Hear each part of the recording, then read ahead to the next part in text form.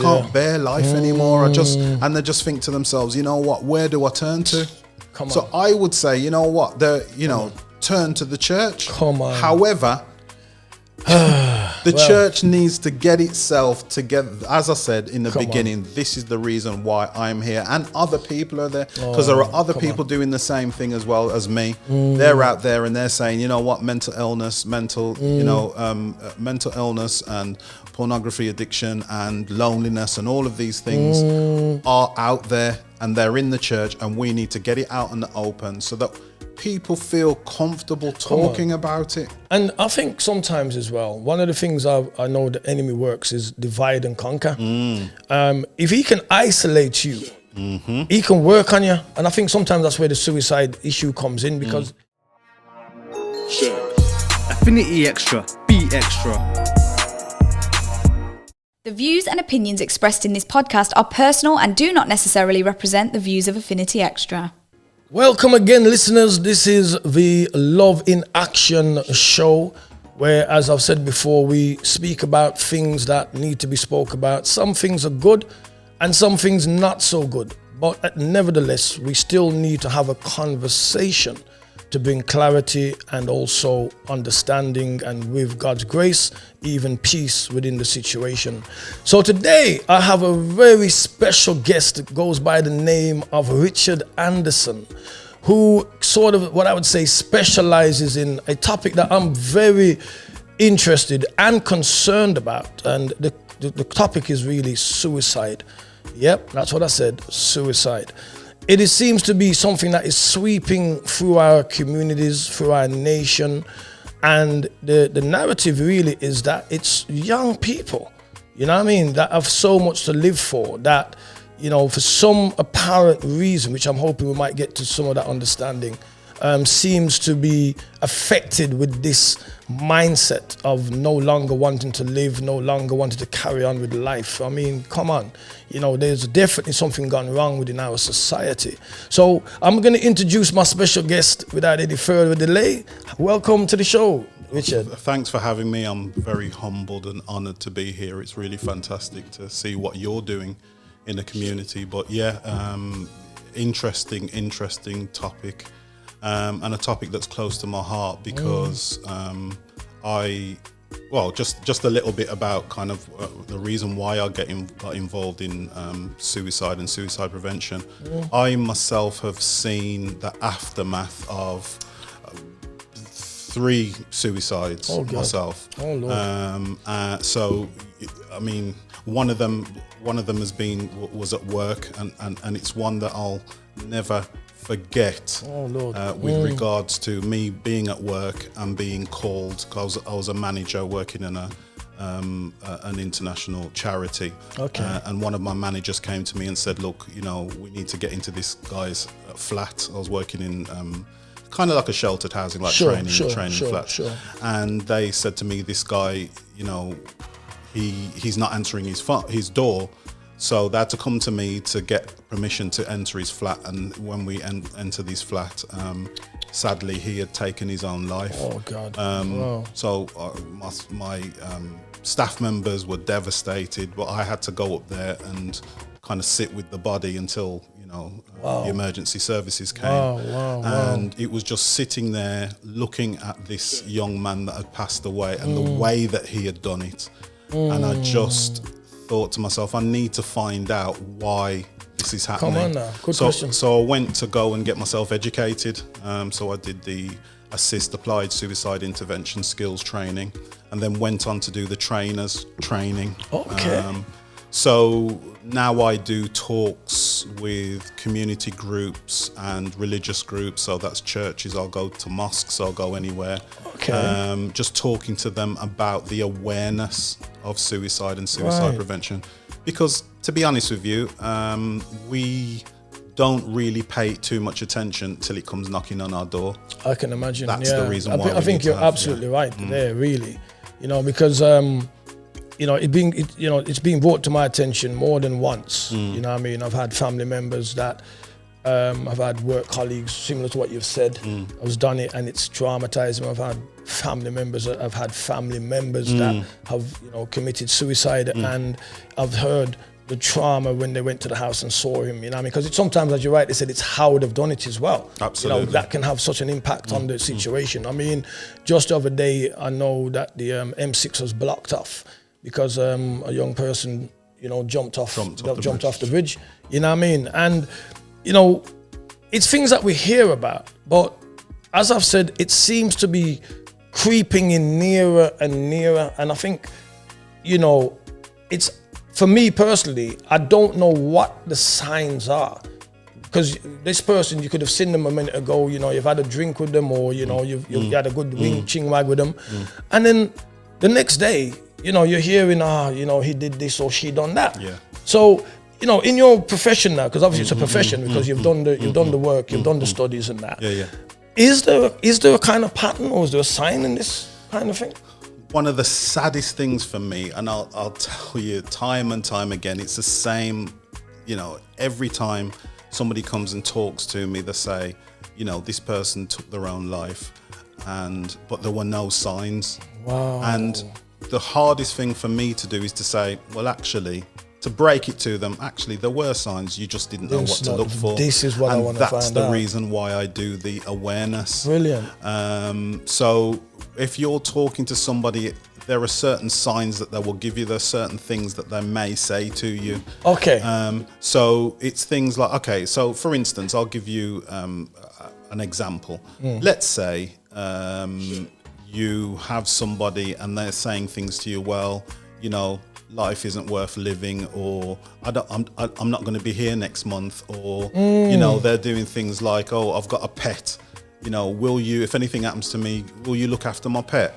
Right. That type of thing. Right. Those are the things that are kind of the triggers that would make me say, why are you saying that? Come on now. Another example might be, let's say, because for me, I think that anybody who's forward-facing public should have this training. No, come on. So if you work on the railroads, if you work, you know, on the buses, if you work for, okay, here's another one. If you work in a bank, you're a bank teller. Bank tellers usually strike up relationships with people who come in to do their business, right? True point. And let's say, you know, somebody walks in and they say, you know what, you see my savings, I want you to put it into a banker's draft, and it's going to, I don't know, Batsy Dog's home. So you might think, oh, okay, that's 30, 40, 50 grand that's you're just going to get rid of.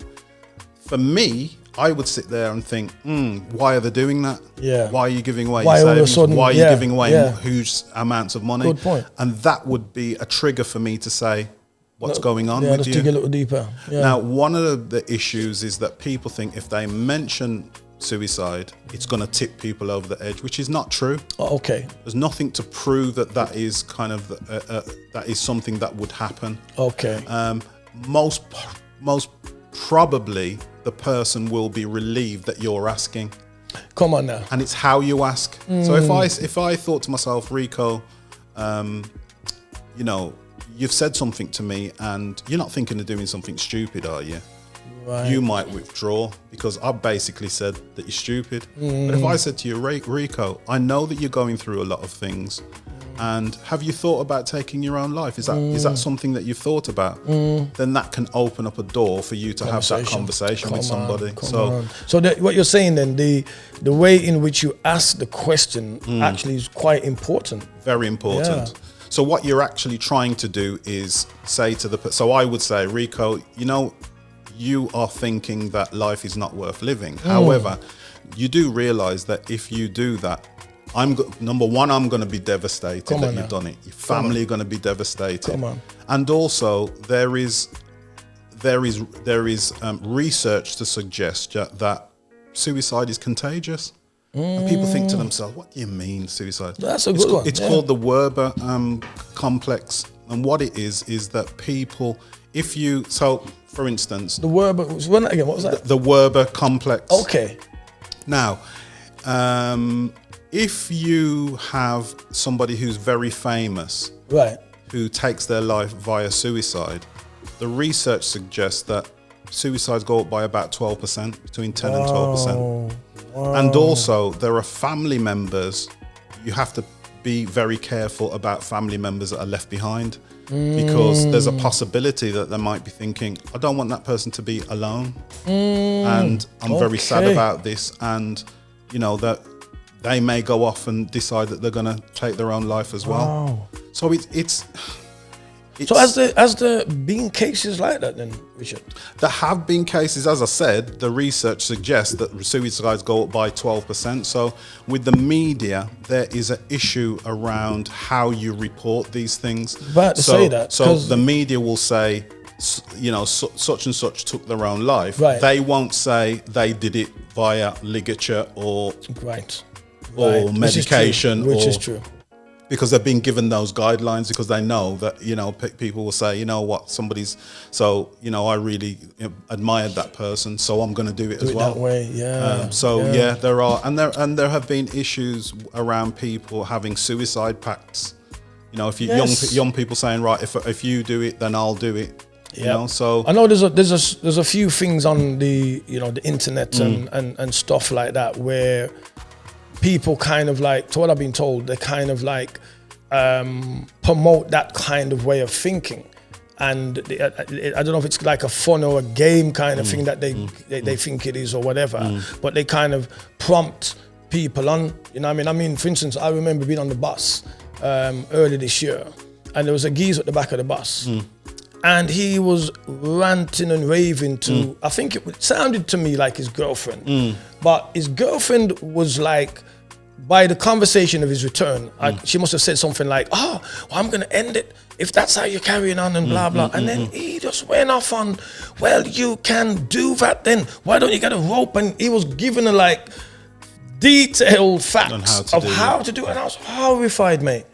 Because I'm thinking, well, this lady on the other side, whether you know her, I don't know what level of relationship you got with her, but what you're doing there doesn't seem to me like you're helping her trauma at all. Absolutely. He was giving her like, yeah, well, go and do it then. And I was like, wow. Absolutely. So I can understand what you mean when you say that it's a very, I suppose, thin line in how you communicate when people are having that kind of breakdown. Because, you know, people can show signs in a more violent kind of way, I suppose, like they've had enough, and it could be a relationship that broke down and the woman's taking it to heart, and the geezer, he's moved on, he doesn't seem to have any empathy or any care of how she's feeling, and she feels used, abused, you know, this is her world, it's come to an end, and the next minute,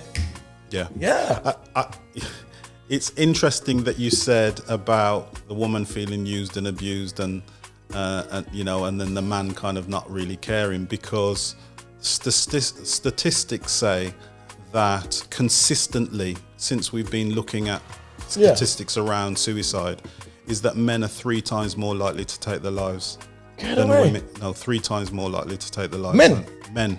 Wow. So that's deep. So, you know, of course, we've talked about the barbershop. So I run the barbershop. Come on now. And the talks around, and the barbershop is basically a forum for men to come online. And I'm you know that I'm doing a men's conference next year. Right. And it's for men to have a safe space to be able to talk about how they feel. Come on. Because one of the issues for men is we don't talk. Yes. So women will go away and they'll say, right, we're going to have a spa weekend, or we're going to go out for a drink with the girls, or we're going to... They get off their chest, right, to get things off their chest, and then chat, right? So my wife will say to me, oh, I'm going to go and have a drink with such and such. I mean, no, me is them a bun me, right? But, you know, that's all right. Come on. But when we go and meet with, you know, our friends. Come on now. I'm not saying, Rico, this is how I feel really down, you know, and blah, blah, blah. Man is saying, man, fix up yourself, man. Bun a spliff, you know what I mean? Drink a drink, you know what I mean? That's not helping. We need to realize that is not helping. No. We need to be able to say to your brother, how are you? When people come up to you and they say, how are you doing? Before you even answer them, they step off. Yeah. Come on. You need to be saying, well, how are you feeling? And then waiting for the man to give you a response, and then responding and say, well, actually, yeah, I've felt like that in the past. Come on. But this is what I did. So it's about men communicating. you know that we go church and what have you. Come on. And you know, you got people, when you say that though, Richard, because I'm a churchman like yourself. Yeah. Do you think, and I'm just wanting your honest opinion, do you think that being in the church, that we as men communicate any better than the people that don't go to church? Absolutely not. Yeah, well, thank you for your honesty. We don't, because man, because I don't think that either. You know what they say, you know, man is just a man, you know. No matter where you put him. Man, wherever you put him, and that's the reason. That is the reason why I do what I do. Yeah, so man. I say to men, you know what, come to the barbershop, let's talk. And the strap line for barbershop is what's said in the barbershop stays in the barbershop. Yeah. You're not allowed to talk, because sometimes I've had women come and they go, oh, you know, we've had Zoom meetings for barbershop where a woman's come on, and I've just had to say a couple of times where a woman tries to sneak on, and I've just said, listen, you have to turn on your camera to prove that you're a man. That's number one. And number two, if you're a woman, I'm locking you off. Not that we're trying to say to women, we don't care about you, but we need to get ourselves together ourselves anyway first, before we can fix anybody else. Very important. And we've got young people, young men coming up behind us who are just going to learn, you know, our bad habits. Come on. My dad, you know who my dad was. Yeah. My dad was, as I said, my dad was a frontline man. One of the major ones. Right, one of the major ones. And my dad, honestly, my dad would just sit there and just wouldn't talk. Yeah, that's the worst one though. But it's not that he was being, it's not that he was being horrible or he was being neglectful. It's just what he learned. Yeah. So his dad did the same thing to him. Yeah. Come on. I'll have conversations with my son, and sometimes my son will tell me about myself. Come on. And I have to bite my lip and hold it. Come on. You understand? And then we can, there's a line of communication, there's dialogue there. Come on. You can't just, you know, sometimes it's kind of, Lord God. It's, you know, my dad wouldn't have put up with this, but you've got to learn to communicate with your sons, because if you don't, somebody else will. Who's going to communicate with your son if somebody's not communicating with them? Who's going to communicate with your daughter? What man is going to communicate with your daughter if you're not communicating with her? Real talk. What's that man going to be telling her? Come on. They've got to learn from you, from people who love them, not from people who just want to manipulate them or try a thing with them. Or we've got to break out of that cycle. And being in church does not deliver you from that, because there are people sitting in church who have mental illnesses who don't talk because there's a stigma attached to mental illness. Okay. That's in church, that's out of church. That's just our culture. Yeah. Wow.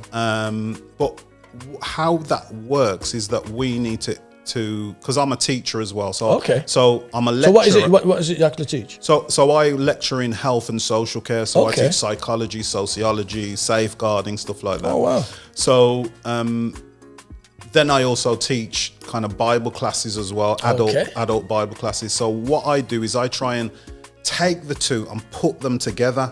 Right. So I've been down to our mother church and kind of spoken on a Sunday morning about issues around mental illness, mental health. I've talked about abuse. I've talked about loneliness. Come on. Loneliness is a killer. We need to do the research. I'm delivering discussions on how loneliness can bring on psychosomatic diseases. So you have an issue within your body, and it can trigger off something in your brain, or you can have stress in your body and it can trigger something off, you know, like a mental illness. You can develop depression because you have something going on within your body. Wow. So we're looking at things like, I talk about the brain. So let's move on a little bit to pornography addiction. So pornography addiction brings on something called neuroplasticity. Right. Now, before you go any further, if you had said that to me 2 weeks ago, I probably wouldn't have understood what you're talking about.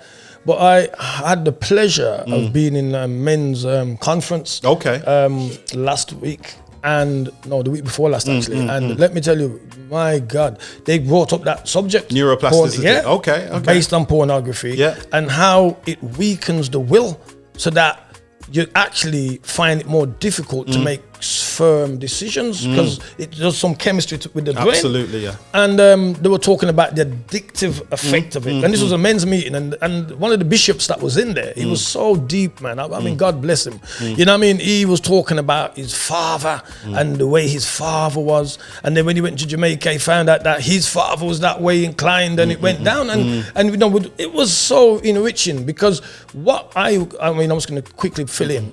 I have got to understand that, and even listening to these men as well, that pornography now among young people is as simple as me and you probably reading a newspaper or a good book. It's not looked at as a taboo. It's not looked upon as something that I shouldn't be doing. But what I've seen within the community now is that our young girls are now subjected to a different level of sexual activity because based on what these young men have now seen, they obviously now want to exercise what they've seen. So they're looking for somebody now to exercise these fantasies or whatever. And it's causing a big problem out there. You know, I've been down, so I've been talking to church because whatever happens in the world is happening in the church. Don't be fooled. Okay. I'm not fooled. You know, whatever can happen in the world can happen in the church. So you can have mental illness in the church, you can have pornography addiction, you can have all kind of different things. What happens with a neuroplasticity is that you build up tolerance. So if anybody works with somebody who may have a drug addiction, you build up tolerance, don't you? Yes, you do. So the first hit that you took of, let's say cocaine or heroin, say you're injecting heroin. Okay. That first hit that you take is kind of like out of this world. You have to have more and more of it to get that same rush buzz. For the first buzz. Thank you. Cocaine has the same effect. Right, and that tolerance is the same in pornography. Right. But what happens is instead of you taking more and more pornography, what you're doing is you're going into more novel pornography, so different types of pornography. Right. And there are forums on the web that talk. I mean, there are thousands and thousands of men that are involved. But they reckon that it's one of the biggest industries. It's one of the biggest industries. It's worth billions and billions of dollars. So when people are building up tolerance, what they're actually doing is they're looking at different types of porn. So you can have a straight man looking at transvestite porn, and he's wondering what's going on with me because I can't, you know, I'm not that way inclined. Yeah. I'm not that way inclined. Yeah. So there are people who are now developing depression because they're looking at things that they're thinking, well, this doesn't line up with my sexuality. The way I think. Yeah. And then they're thinking to themselves, I want to take my life. Wow. So it all kind of it all melds together. Come on now. But we need to, in the church, we need to break it down because I believe that when people come into the church, we cannot have the idea that, oh, there's certain things we don't talk about. Come on now. This is because I had a conversation on the platform with a brother called Blue, and we were talking similar along these lines. And I remember, well, when I said I don't remember my mom and dad having a conversation with me about the bird and the bees, as they used to call it. You understand me? It wasn't something that they actually thought that they needed to have. Go learn your book. Yeah. You know what I'm saying? Yeah. So now here we are now in 2022, where, you know, thank God for technology because technology is allowing us to do what we're doing here. Yeah. But technology is also the weapon that now has begun to infiltrate the minds of our young people because now through the same technology that can use for good is now teaching our kids things that they should never be. Because remember, you know, pornography really is from, they reckon it's 18 years old, isn't it? They reckon because the mind or the brain is kind of developed enough to understand that it's not something that you need to take that serious. It's whatever. But right, well, he explained. You probably know more. Neuroplasticity is something that's kind of, it's a new study. So we thought to ourselves, right, the synapses in the brain they've already kind of like, you know, fused together. So you think how you think. Okay. However, you know, you get people coming and talking about how to break habits, and they say, right, if you do something for 21 days or 25 days or 28 days, it'll change. Right. So what's actually happening is that you're forming new synapses in the brain, and that's what neuroplasticity is. It basically means that your neurons within your brain are plastic and they change and form and make different connections. Okay. So that's the reason why neuroplasticity is so interesting, because it's something that people are thinking, oh, okay, the research on this is kind of like it's blowing people's minds, because they kind of say, well, that was the old kind of science. We've got a new science now, and they're kind of going in on it. And just to kind of go back to your point about people, young people being involved in porn, apparently in Australia, I saw a bit of research that said in Australia, 100% of males, 100% of males in Australia, by the time they're 12, 13, have been watching porn. Wow. Now, I'm going to say something here because I am controversial and I always talk the truth. Come on. What you'll find out is that if you are involved in pornography or addicted to pornography, it brings about things like erectile dysfunction. So it's ruining marriages. Whoa. So what's happening is the thing that you get turned on by what you're watching on the screen. When it comes to the real thing. Your real thing. Yeah, your you're wife. Kind of like, so it's not. Whoa. It's not booming. It's not doing nothing. My God. And that's what people don't understand. That's the reason why when I do the talks on pornography, more and more men are coming and other men are saying, listen, you've got to get this out there. You've got to get this out there. Oh, yeah. That's the reason why somebody came to me and said, you've got to do a men's conference. Yes. And I'm trying to get the men in so that I can say, right. And that doesn't mean that I am the be all and know all of it. No. But I'm doing the research so that I can pass it on because I'm a teacher. Come on. So you're sending the message out. I'm sending the message out. And if there are other people who can deliver better than me, listen, I'll have them on the platform to come and, I'm going to be honest with you, Richard. Just listening to you, you've educated me, quite a few things already. Because I didn't definitely know about that particular part. Because I do know that, the blue pill is a very well-known addition now to men's, You don't need to buy it over you don't need to go and get a prescription from a doctor now because they're selling it in the chemist. But that's the reason why they do it like that, because they realize that there's a big problem. However, I would also say that when I've had discussions and I've said in church circles, it's kind of like within churches, probably about 70-80% of men will view pornography. Come on. That's what the research is saying. 70 to 80% of men who would identify themselves as Christian are viewing pornography. This is in Christian community. This is the Christian community, because this is the thing about people. They think when you come into church that you're supposed to be perfect. You're not. No. I agree. Church is a hospital. There are some people who are critical. There are some people who are in recovery. There are some people who are kind of, just getting to the stage where they're kind of like, I'm kind of, but my arm is healing and what have you. Then you have some people that have a relapse. Yes. The issue is that we have not been open and honest and transparent about what we're doing in church. So just because you come in church doesn't mean that people don't act a certain way. It just means that, I recognize my sin. I recognize I'm a sinner. So I'm going to try and do my best. And that's the reason why I'm here. Come on. So, I'm here. I'm literally here because I need help. Absolutely. So don't go into church thinking that, he's saying that the people in church have got pornography. Yeah. It's because people are going there because they realize, I don't want to live my life like this anymore. Come on. I need to change. Come on. And that's me. I've said, I don't want to spend my life doing whatever I was doing before. I need to change my life now, so I'll go into church to try and change. Come on now. Doesn't mean I'm perfect. It means that the word says to move towards the mark of the high calling of perfection. Come on. So you're moving towards perfection. It's a daily walk thing. Absolutely. And then sometimes we have good days, and there are sometimes we have bad days. But I find what I found again, really, and I'm glad you touched that, is that when you're in the world and that, everybody seems to be on the same kind of even par. Everybody knows what they're about, and everybody's proud about what they're doing. And then there seems to be more supposed empathy then for people that fall into diverse things. You understand me? It's not like we're writing you off, we're done with you. Yeah. When you're in the church now, if you fall short, and I think this is where the closed door has come about, because people are scared really to expose their actual problem or addiction or whatever it is they're struggling with, because they've seen the horrors of how people who have done that has been treated. Wow. You know, I remember getting saved, you know, not too long when I did get saved. And I remember I'm coming from road like yourself. Yeah. And there was this sister I knew, you know what I mean? Lovely sister. You know, she had a little girl. And, you know, I was on fire for Jesus and she heard the gospel and she said, boy, we come to church. And I said, yo, sis, come, man. I won't mention the church. But she came to the church with me. And when I reached the door, the first thing the lady says to me, so Rico, where your suit?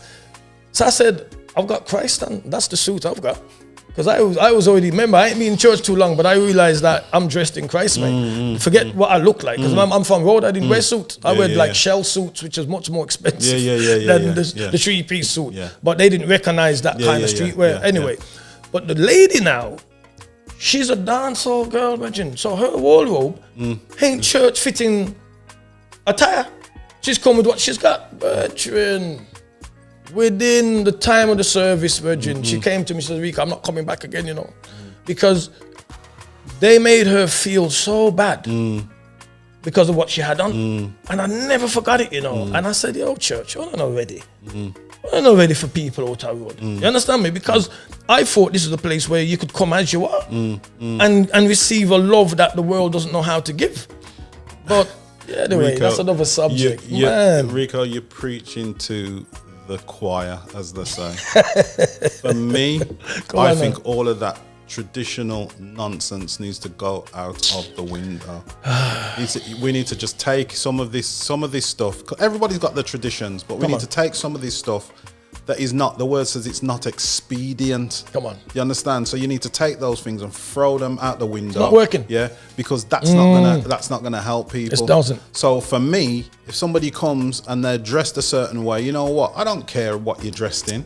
God doesn't care what you're dressed in. Please. Yeah? I'm not, on Judgment Day, God's not going to say, you know what, you came into the church, you wanted to change your life, but I didn't like the way that you're dressed. They're dressed. Rubbish. Yeah? Absolutely. So, but you see, what we do is sometimes we will paint the whole church one way because of that individual person. And I remember going somewhere, I went to Bilston Church and I was kind of delivering on mental illness and loneliness and stuff. For it was a men's conference. A men's conference, okay. And there was an old pastor there, wise old man, you know. And I thought, because when I was young, I used to sit and just in the corner and listen to old people. Yes, talk. Same here, actually. Because they've got character and you can get wisdom, pearls of wisdom from them. They've lived long, yeah. And the man says, he came to me and he goes, you know something?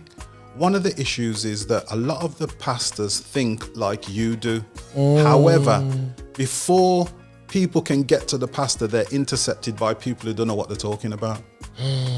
Wow. And I never considered it. That. I thought to myself, you know what my man is saying is true, you know, because maybe, you know, if she had gone and spoke to the pastor might have said, you know what, all of you, stop your noise, leave her alone, let her come and let her do what she wants to do. You need to just look at what's going on in your own back garden.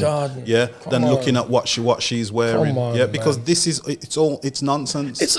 And I think it's allowing God to take charge instead of us trying to, you know, force feed the situation. You know, the lady's just come into the church. She's not gonna automatically know. She's never been into church. She doesn't know what the dress code is. But whether or not, the fact, you should be glad that she's in there. Absolutely. And try to keep her in there. But you're there now more worried about what people are gonna think. You know, we don't want them kind of ladies in the church because it gonna look good for the church. Come on, which church are we talking about? Because remember, you know, Jesus, this is why sometimes I have to really get on the case, because I want to know if sometimes we are reading the same Bible. Because Jesus, there's no holier than him, you know. Absolutely. No holier than him. Absolutely. He had at that time a known harlot. Mary, Thank you. Drying his feet. And the Pharisees, the religious ones, well, if he said he's who he said he is, he would know what manner of woman is drying like if he didn't know. It wasn't just him, some of his disciples were looking at him sideways and going, Jesus, what you doing? Well, you understand? But just to show them, he was saying, you know what, we're just gonna I don't care what she's done before. He didn't come for the well. I didn't come for that. I come for the Exactly. Come on. He came for the sick people. Come on. So he came for people like me. Me. I'm a sinner. Saved by grace. There you go, saved by Amen. grace. It's like being an alcoholic. You're always going to be an alcoholic, but they say, you know what? I'm 30 years sober. Yo. Do you understand? Come on. So you say that I'm a sinner, saved by grace. So how long you been in church? I've been in church 50 years. I'm a sinner, saved by grace. Nothing's going to change that. No. Yeah. So my original state. There you go. Stays the same. Absolutely. It's just that now I have a new life. Absolutely. Given to me through grace. There you Nothing go. that I can even brag about neither. Because if it's up to me, I'd probably be out there doing what I'm doing. There you but go. it's grace that keeps me from doing the things I do. So, Richard, back to the understanding then. So pornography then is a problem in church. I know definitely it's a problem out on the road, especially among our young people. I definitely know it's causing our young girls now to be experiencing a different expectation than, if I may be permitted to say, a different expectation from her boyfriend because, let's be real, the man on the road ain't looking about getting married and, No, you know what I mean? no. So they have their girlfriend, they're dealing with their girl as married men would deal with their wife. But because of the influence of what they're watching now, they want to experiment. I have to use the word experiment, really. These issues, and these girls, to keep the man anyway. They are succumbing to these kind of crazy. I think one of the things I wanted to say is even though we're talking about, I said 70-80% of men. Usually when I say that, there's a gasp in the church, and it's usually the women going, and then I say, that's terrible, isn't it? And you get nods. And then I go, yeah, but the same research says 60 to 65% of women who would say that they're Christian, they're also engaged in watching pornography. Wow. Do you understand? So it's not just the men. So that women can are getting addicted to pornography as well. So it's not just the man. This is the thing. In our minds, we think it's just the men. Just like we thought, about suicide, you might think to yourself, it's more women. Well, isn't it 3 times? Men are 3 times more likely to take their lives, and there is lots. And of I women, really did find that quite shocking. Because I would have thought men a bit more, a bit more backbone. I suppose. No, it's not. But it's not about that because most people are. You see, yeah, man, and it's not your fault. Educate me. That's what I'm saying. Educate me. It's not your fault. It's just the narrative that has been put out there. It's kind of like, if you're selfish, you're weak, you're this, you're that. The person has got a mental illness. They got depression, and depression is, they say that the same area of the brain, that is affected by, like when you're walking and you hit your little toe. Yeah. That pain that shoots into your body, right? That pain, it's the same pain that people are feeling emotionally, It's the same area of the brain that is affected. Wow. So when people say I feel emotional pain, they really mean it. Wow. What's happening is people are getting to the stage where they just think, you know what, I can't get up anymore. I can't do this anymore. I can't bear life anymore. And they just think to themselves, you know what, where do I turn to?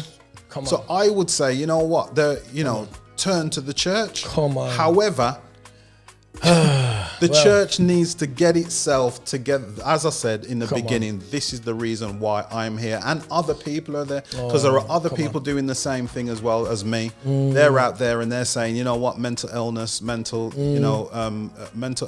and pornography addiction and loneliness and all of these things are out there, and they're in the church, and we need to get it out in the open so that people feel comfortable talking about it. And I think sometimes as well, one of the things I know the enemy works is divide and conquer. If he can isolate you, he can work on you. And I think sometimes that's where the suicide issue comes in, because you get the person withdraws himself first. They've probably locked themselves within themselves, and then they've got this internal conversation going on with them and themselves, or them and the devil, or whatever. And the voice of negativity to do harm is louder than the reality that they're facing, because probably when they're looking through their eyes, what they're hearing, the reasons to commit suicide makes sense, because they can see nobody cares, nobody's phoning me, you're right. You're never going to get out of that situation. It looks like an impossible situation. So the reality of the conversation is never far from the actual reality of what they're facing, and it pulls them into themselves. And because society has become a very selfish place. Let's be real. Church or no church, you know, you can be in a sick situation and you can count on your phone how many Christian brothers or sisters even have the time to say, yo, brother, how are you doing? We're praying for you. So, you know what I mean? Never mind if you're going through some real trauma that, you know, you're just about, like I said, thinking to get out of your bed. Because, you know, you're depressed now, you know, you're facing loss. Could be family loss, it could be you're losing your house, you could have just lost your job. Yeah. It can trigger from so many different angles. Absolutely. You know what I mean? The very first thing that God says to Adam, or says to Adam, he says, it's not good for man to be alone. Be alone, come on. Now, when you look at what loneliness can trigger, you now realize why God said what he says. Yeah, well, the isolation we've just went through taught us a lot about that. There you go. You're talking about a blueprint for life. God also says, train the child in the way that he should go, and he shall not depart from it. Come on now, Richard. These are things that, you know, Albert Bandura with his social learning theory, which is a theory that I teach in college, basically says that a child will look at you and do what you do. So true. Yeah. So these people haven't we all done that? There though, when you go. we're little, we used to mimic. That's the point. The bigger people. That's the point. These people are so getting. true. These people are getting their theories from the. I believe that they got their theories from the Bible. Of course they did. Yeah. So they did. So when they're getting their theories from the Bible, if we go back to the original blueprint and start to look at the words that Jesus says, the greatest of all these commandments, is to love your. The first one is to love God with all your heart and all your mind and all your soul. And the second greatest, right, is to love people as you love yourself. Why do you love people as you love yourself? Because you won't rob from them, steal from them, lie to them. You won't try and, you know, do all of these things to them. You won't try and violate people because you're following what the word is saying. Come on now. That's the point. Come on now. So do you think then that our society then, you know, especially our young people, do you believe in that they're loving themselves though? Do you think there's a problem there? No. Because I think a lot of the black on black violence and stuff that we have in our inner cities seem to be based on like a hate. It's not because, you know, to do what I see them do, there's got to be a high level of hate. But I think sometimes the hate stems from themselves first, that they can actually see you in the image of themselves and think, yo, I'll just take you out, but it don't mean nothing to me. For me, our young people have been bombarded with negative stereotypes and negative view of themselves. There's a famous there's a famous experiment, and the experiment is like it's in America. Yeah. And you can Google it. You can say the doll experiment. It's a famous experiment, and you've got black children who are shown a black doll and a white doll. Okay. And the person who's interviewing the children, they say, what's the best looking doll? And they choose the white doll. What's the nicest doll? Choose that. Which one is, you know, the fairest? Which one is the this, that, and the other? All these positive things, and they're all pointing, you know, 90% of the kids are pointing towards the white child. Wow. Or the white doll. And then the interviewer goes, "What color are you? Which one of these dolls looks like you?" And you see the confusion on the children's face because they're like, "But actually, I've just said that this is the bad doll. And the bad doll looks like me." Where does that come from? That comes from the media. That is negative stereotypes reinforced about black people. Come on now. Yeah. And it's over and over. We say it's a Black Monday, it's black this, it's black that, and that's all negative connotations. And then we wonder why our kids kind of see themselves negatively. If you're not raising a child a certain way, you know. Well, here we go. The enemy and the media are going to raise destroy them. Now, we talk about kind of kids, you know, kind of because I see a lot of kids. I'm supposed to be going and teaching, but part of my job is pastoral care, where you have to look at the child holistically, and you're having to kind of talk to the kids and give them advice and guidance about even just, you know, how they feel about themselves. Wow. So the kids, you know, I remember walking into a classroom and I'm talking to this child. I'm going, there's something not quite right here. I wonder what this is about. And the child turned to me. We're talking about somebody who's 17. Yeah, come on. She turned to me and she goes, "Sir, can I go and get my medication?" Medication. I goes, yeah.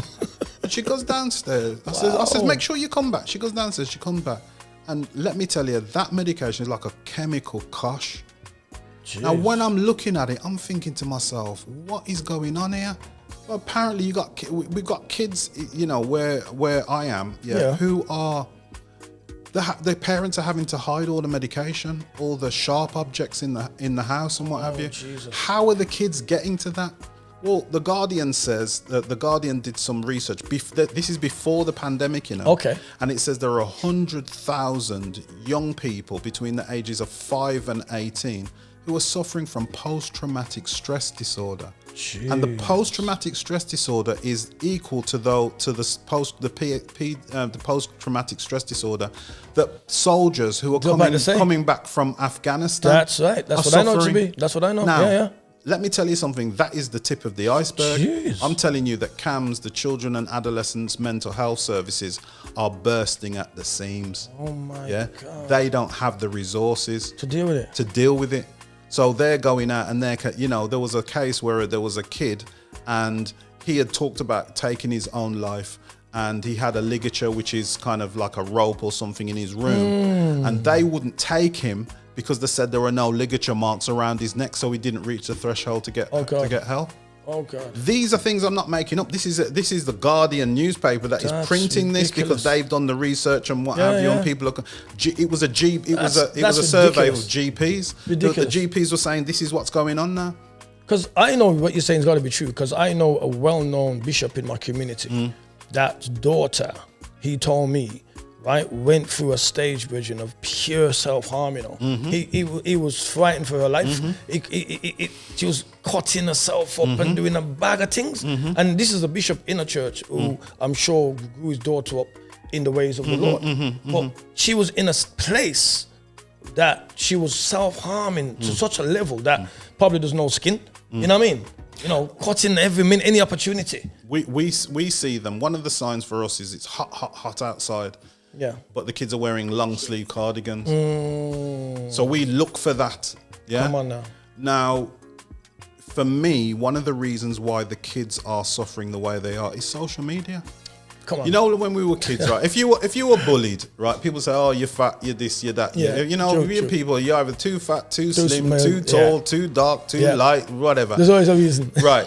You could get away. You go home 3:30. You're at home. You got respite for a few hours. You sleep in your bed, then you get up the next morning. You go to school. Weekends, you can get away from it. The kids nowadays, if they're being bullied by social media and people are talking about 24/7, can't get away from it, man.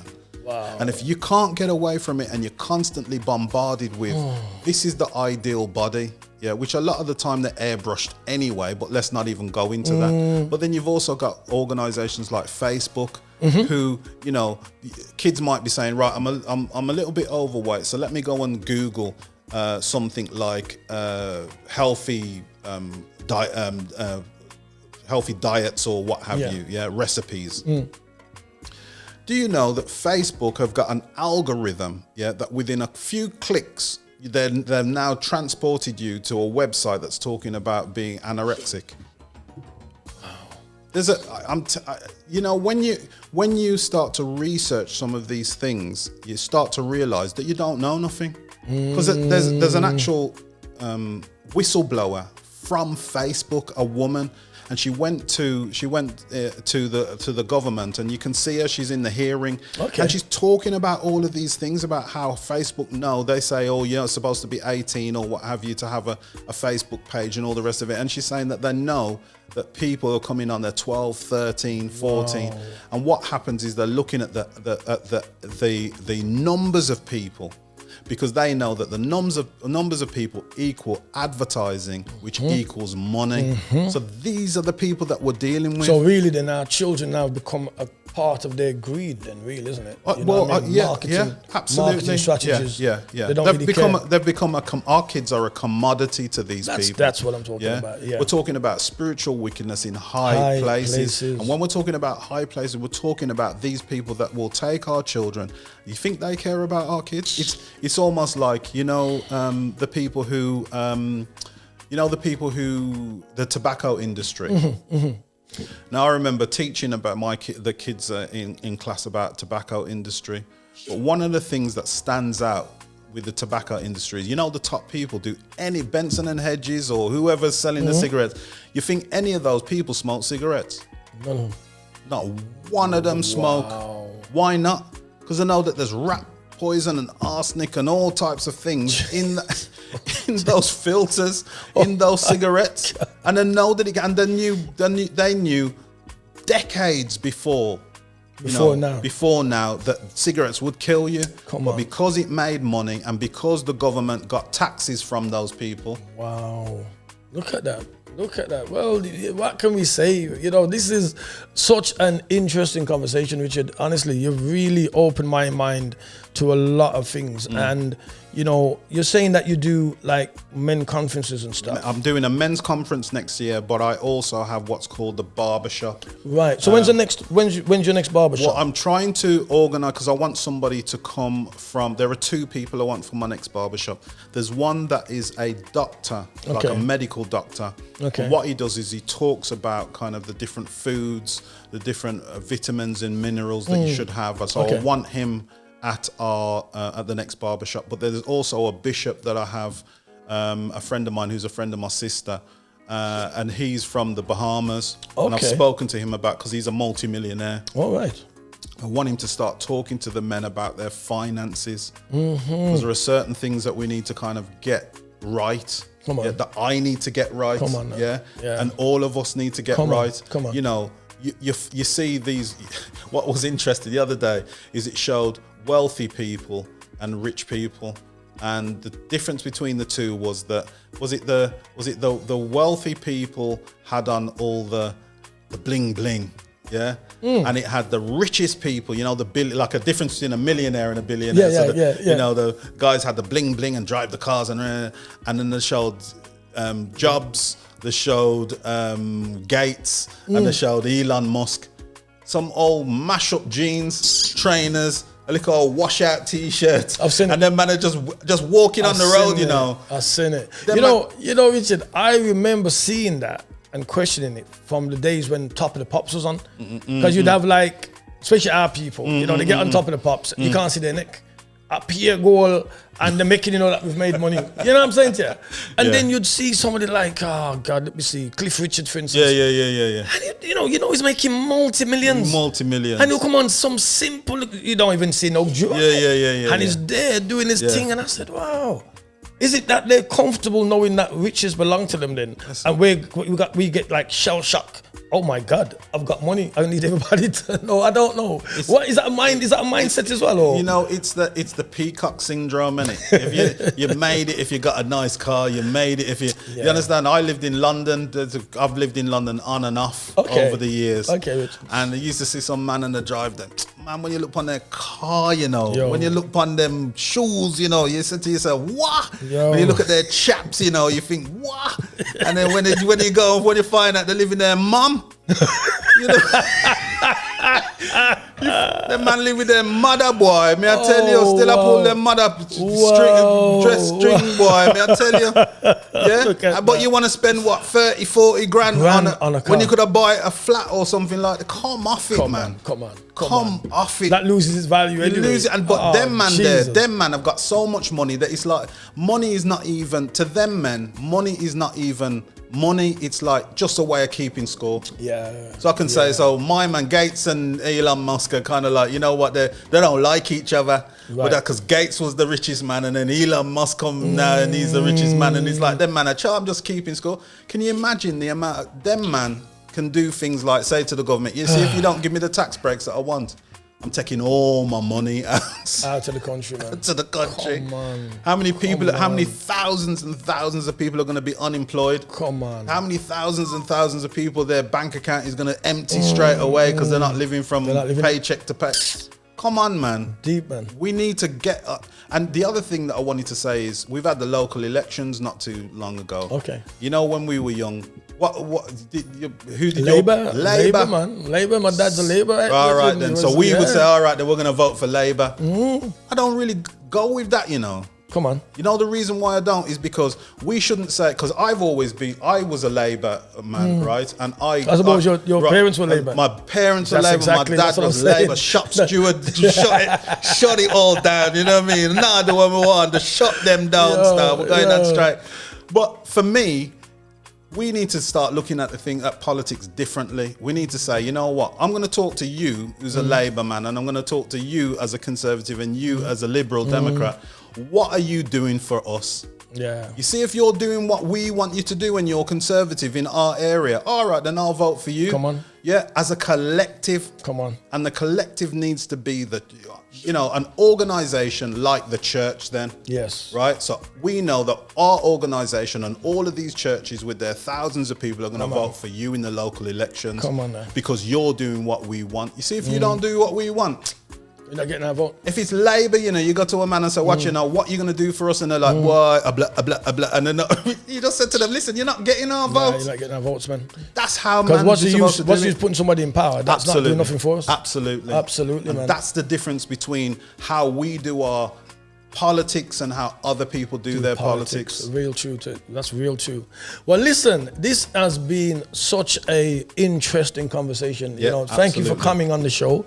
And I'm sure the listeners have heard a lot of things that they never knew, because I know I have. And, it's food for thought, Richard. And I hope that, we can have you back on the show. Absolutely. It was an honor. It was an honor being here. And thank you for having me. I'm humbled. Listen, it was a pleasure. And what I would say is, and I will always say this, that men need to come out and support initiatives where men get a chance to come together to have these kind of conversations. Absolutely. Because the road is run by men. The gangs are men. You get me? The terrorists, when they're rolling down on man, it's not a bunch of women, it's mans. Yeah. So there's power when men come together. But it's what kind of power? You know what I mean? We want to be the power that brings life, that brings opportunity, that brings prosperity. And protection. And protection. That's the kind of power that we want men to be rolling with, not fear, intimidation, and death. You understand me? So, I'm just encouraging the listeners out there, you know what I mean, and you wives, when this men conference is going, and kick your husband out.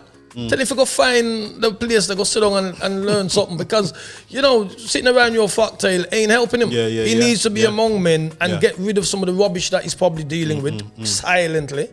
And also to become empowered that he can come back and say, boy, I learned some things down there. I saw myself. I like Michael Jackson's song, The Man in the Mirror. Yes. It's that kind of time. It's time we look in the mirror and look at ourselves. Stop pointing the finger at, what the white man, the Indian man, the Chinese man, and everybody else is doing. What are you doing? True. What are you doing? Because our future generation, our sons and their children that ain't even born yet, need to know what world they're coming into. And their world ain't going to change unless you become the change. So that's enough for me today. I hope to see you soon. God bless you all. God bless. Bye. Thank you for listening to this content. If you liked it, please don't forget to like, subscribe, and make a comment down below. Or even more so, check out our website, www.affinityextra.com, for more information.